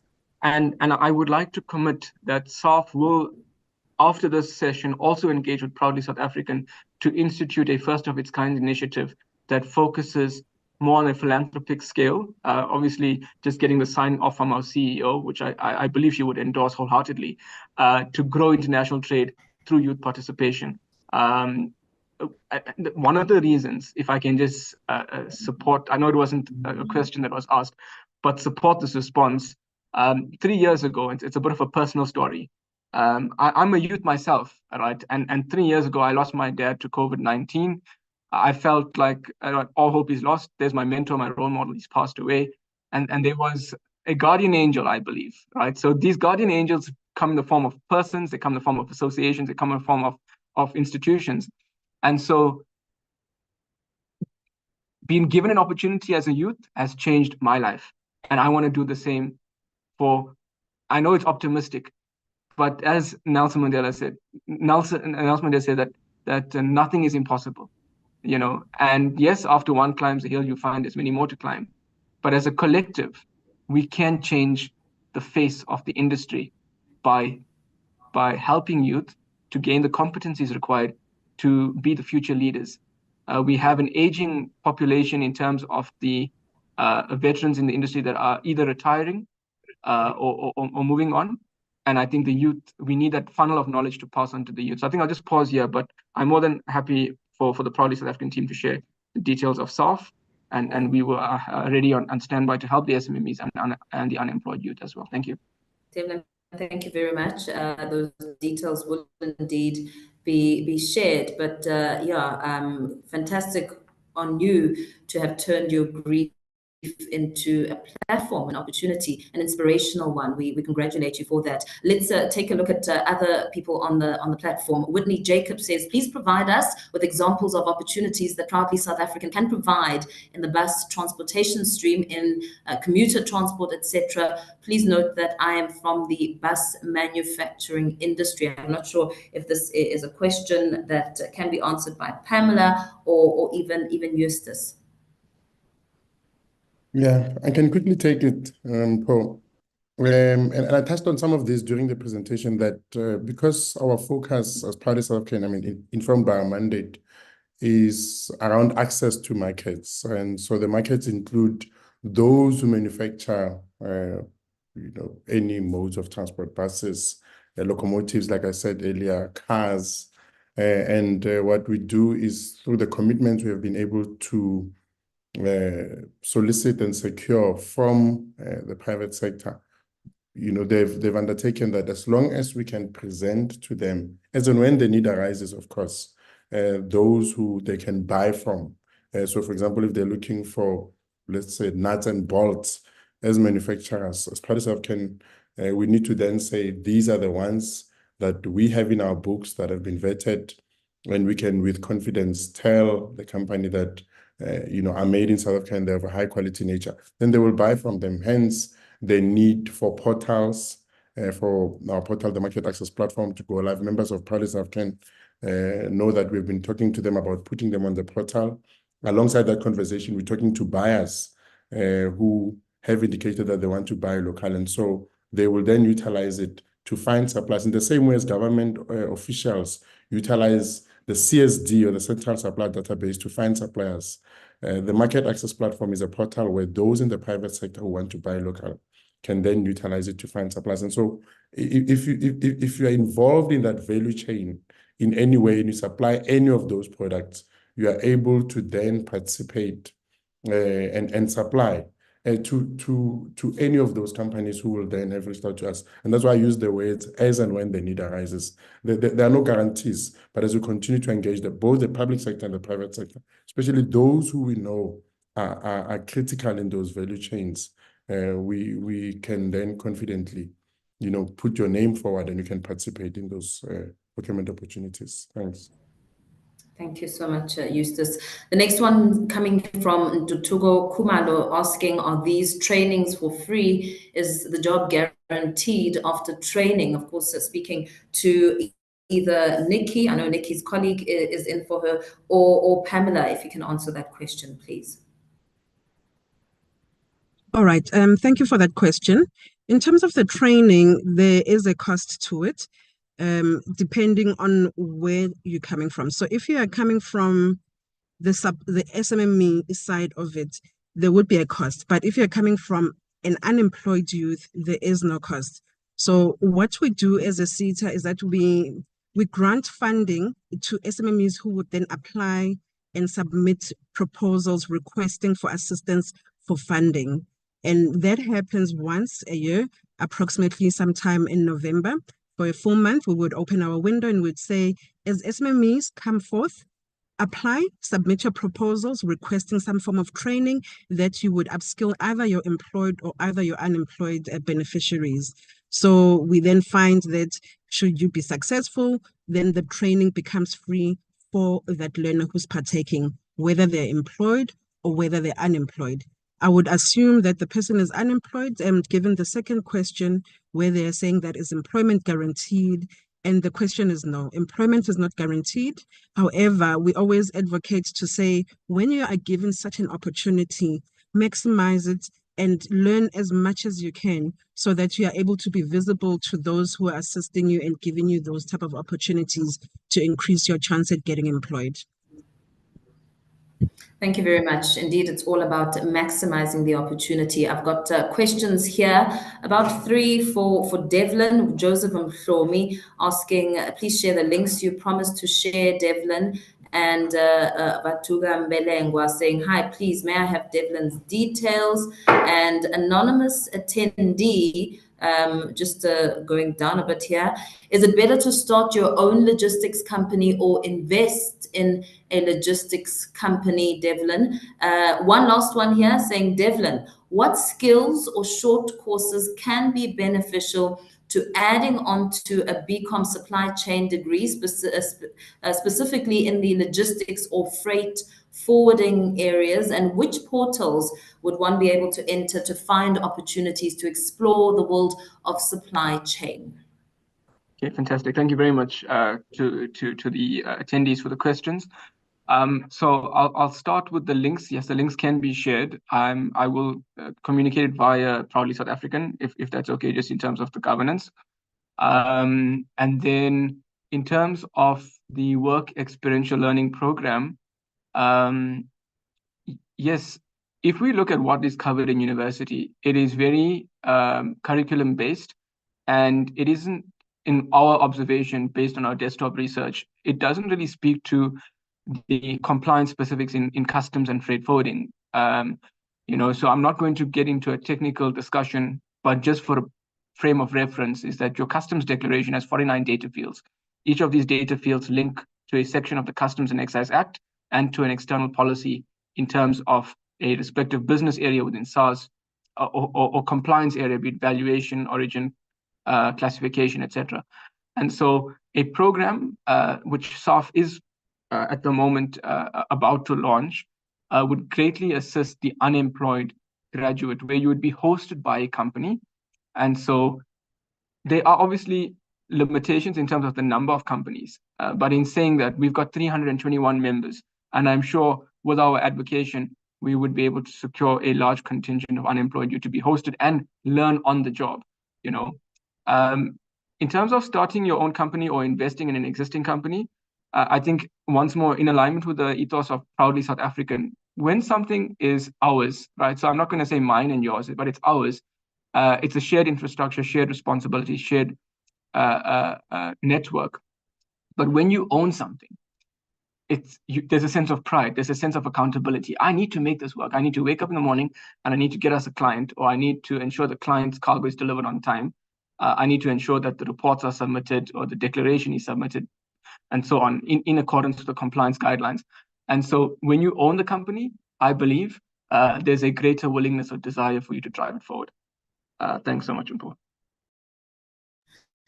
Thank you very much. Anonymous attendee and Bandile Ngala, I think these can be answered by Pamela. As a young student studying a diploma in road transport management at UJ, what step is recommended that I take in order to begin a career within this industry?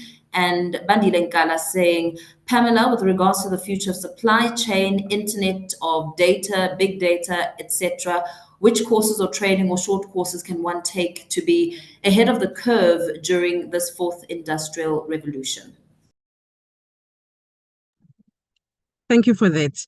So the first question, what the steps that you can take after concluding your studies is, we at TETA, we have a portal, a career portal where we motivate and we actually encourage all unemployed youth to actually register their profiles on it.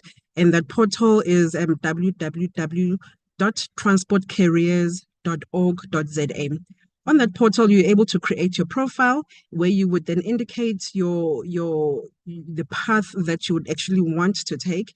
And then that portal is also accessible to our levy-paying organizations, that approximately 6,000 or so number of levy payers who would then go on that portal and look and have access to the learner CVs and then be able to then actually pull from that pool. So that step is the first step, to say, register your profile on our portal, as indicated earlier, and then you'll be able to then be accessible to a vast number of employers that would want to employ. So in terms of guarantee, there is no guarantee, in the sense that you find that when we offer training not to then say to you, we want to give you a permanent job afterwards. We offer training to give you the opportunity to upskill yourself. And then moving forward, we then also have engagements with our employers to say, out of a certain number of learners that you then take up, you need to ensure that at least 2% are actually absorbed permanently. So you can see, if we then, let's say we are placing about 20, not all 20 can then secure that employment. In terms of the second question, Mpho, can you just ask for me, repeat it for me? My line broke a bit there. This one, Pamela says, with regards to the future of supply chain, internet of data, big data, which courses or training or short courses can one take to be ahead of the curve during this fourth industrial revolution? And not to bombard you, Pamela, just for the sake of time, another one here. So the first one is around the fourth industrial revolution. Another one coming from Paul Masilo, who's on our YouTube live chat, saying, my son has been trying to get into TVET to do logistics, but with no joy. Can he get help through the TETA and Transport Academy and other organizations in the presentation? All right, thank you for that.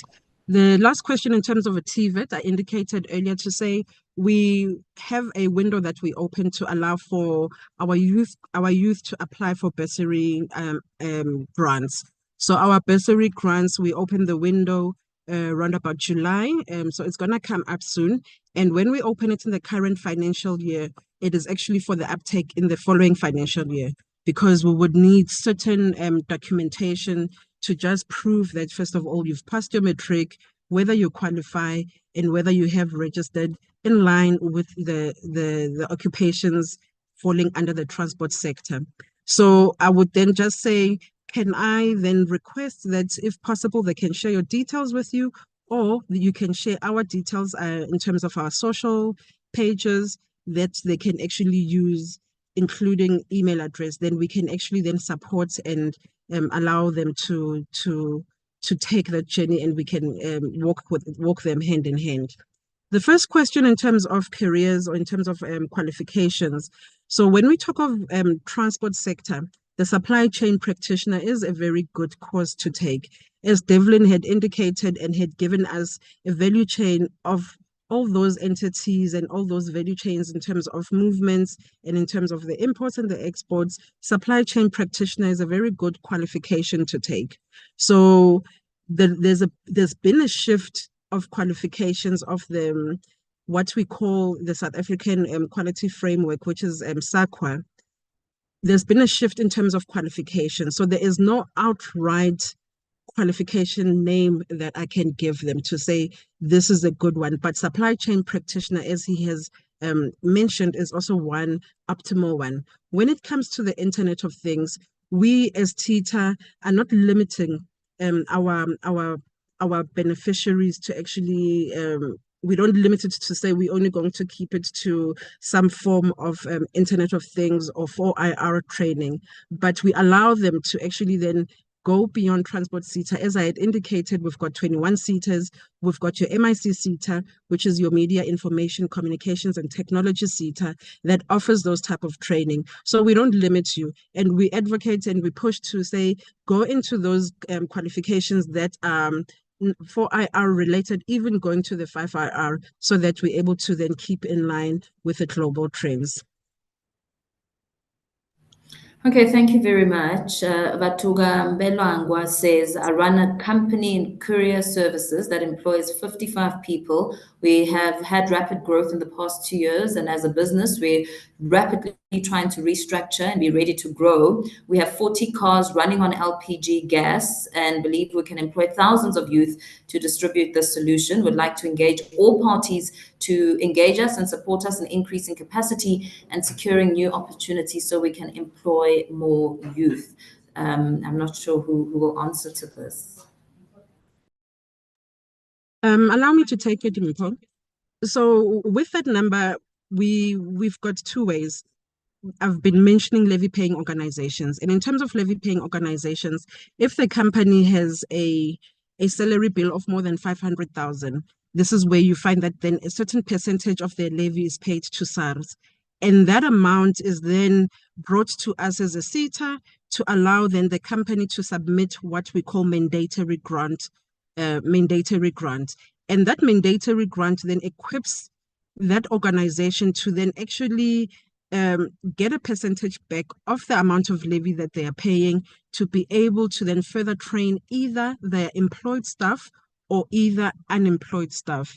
So that's where the technicality comes in a bit there, but that is the one avenue. The other avenue is they put in an application through the discretionary grant window that is going to open in November, and they indicate their need and their capacity and their resources to say we have so many people who can be mentors, who can be coaches, and we've got the capacity to then take on 10 unemployed youth that we can train and ultimately absorb a couple of them after the training. So there are various windows that they can take, but as I'd indicated, with the time that we had, one was not able to then delve more into that type of information. But one is available after the session to be able to provide all that information. Okay, thank you very much, Pamela. This one is addressed to Eustace. Would my startup be eligible to be a member? We are in the waste management sector, specifically waste tires in South Africa.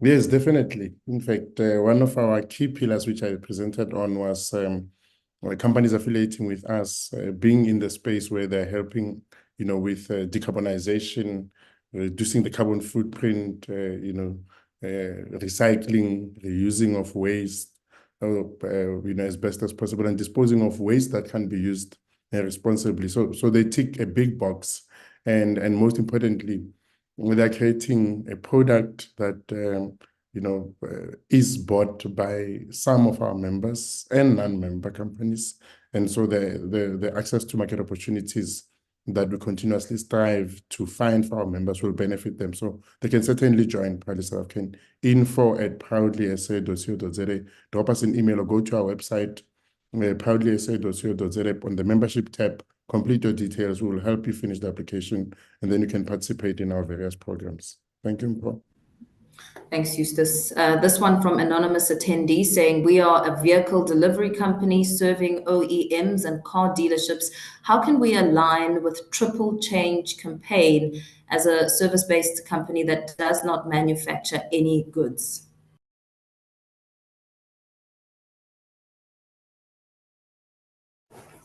Okay, are there any takers on this one? Look, services are catered for within the broader framework in Proudly South African. So we'll treat them as a service business, and I would encourage the entrepreneur to make contact with us, write to us, info@proudlysa.co.za, and let us see how we can assist you. But it really is aligned to what we have put in place for service businesses, because it's not just about those who make actual physical products, but our strategy does take into consideration services. So that's something we can definitely assist with in one way or another. Okay, thank you very much. It appears as though we don't have any more questions coming through, but it's been an engaging platform, really. A lot of information coming out of this, useful information, really ensuring that there is viability within the transportation sector. As we wind down a little bit, I'd like to bring to the fore the guests that have been participating in this webinar, starting off with the Chief Executive Officer of Proudly SA, Mr. Eustace Mashimbe. If you can please just, close off with some closing remarks before we end our webinar. All right, thank you very much. I think mine will be brief, but we'll start with thanking you, Mpho. Thank you for duly assisting us with this webinar. A great job, as always. Thank you, I appreciate it. And to the fellow panelists, friends of Proudly South African, we really appreciate your support today. And to the delegates who joined us, I hope this was useful for you. I hope we have disseminated information that will assist with taking not only your careers, but your businesses forward. And that more than anything, you know how to get hold of us so that we can then put you in touch with each of our panelists. I would just make one humble plea as I conclude, that each of the panelists share an email address or a contact number that the panelists or the delegates can utilize to get hold of them and their organizations. Despite the fact that we will share the presentations as Proudly South African with those who've registered to attend, and we will also, as best as possible, respond to those who have written to us asking for that contact information. But my request is, please, in your concluding remarks, do share that contact information, because it will really make a difference. Thank you very much to everyone. I appreciate it. Thank you so much, Eustace. Thank you very much, Eustace. Perhaps, I don't know if Nikki Scott Anderson is still with us, but she did say she'll be roping in a colleague of hers. Just in closing, please.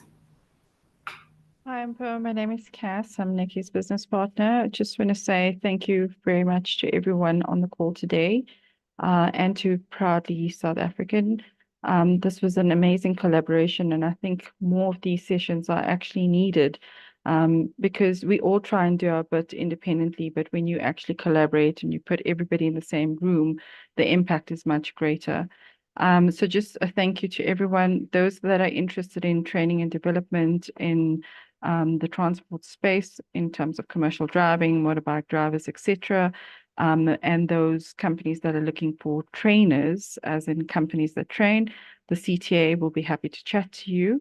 You can reach out to us at info@c-t-a.co.za. Thank you very much. Thank you very much, Cass. If I can ask Pamela Kosa to please close off. Thank you. What I can say is learning is a lifelong mission. So you never stop learning. You either reskill yourself or you either upskill yourself. And to SMMEs and to those youth or unemployed youth, don't think that there's no more hope in terms of not being able to access funding or grant funding to be able to train further and actually realize your dream. So SETAs are there. For today, it is the transportation SETA. We are available.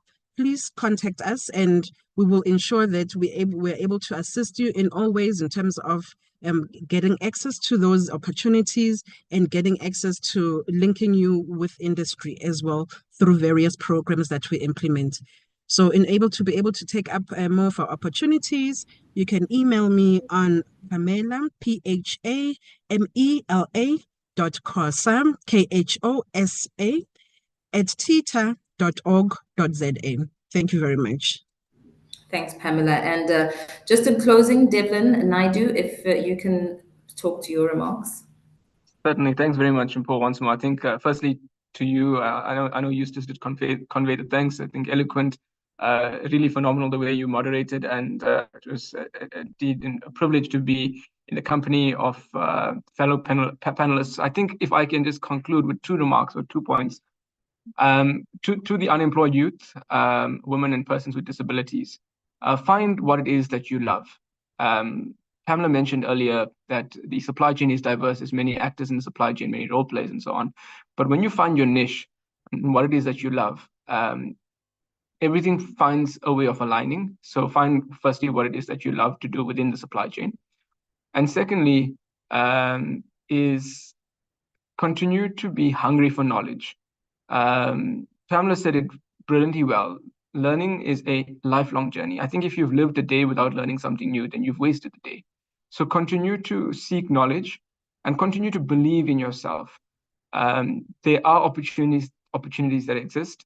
You just need to keep a positive mind, keep focused on set an objective, visualize that objective being achieved, and you surely shall achieve that objective. Thanks, Mpho.